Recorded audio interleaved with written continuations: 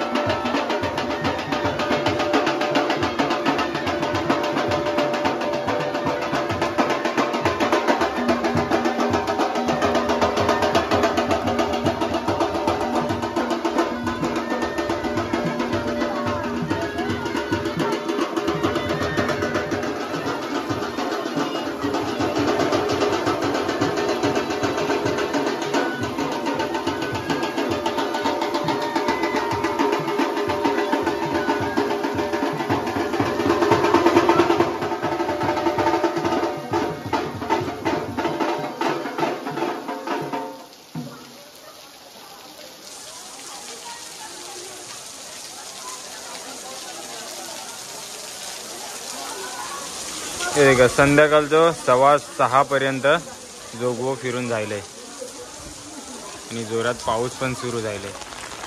तर या देखा आमच्या गावदेवी मंदिराचा मस्तपैकी कलर काम पण केलेला याच वर्षी.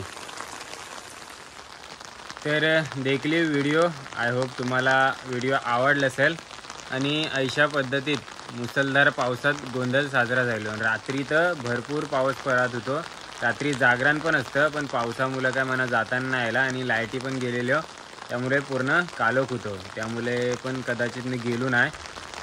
आणि त्या रात्रीपासून पूर्ण म्हणजे त्या गोंधळापासून पूर्ण रात्रभर अजूनपर्यंत पाऊस पडते नॉनस्टॉप.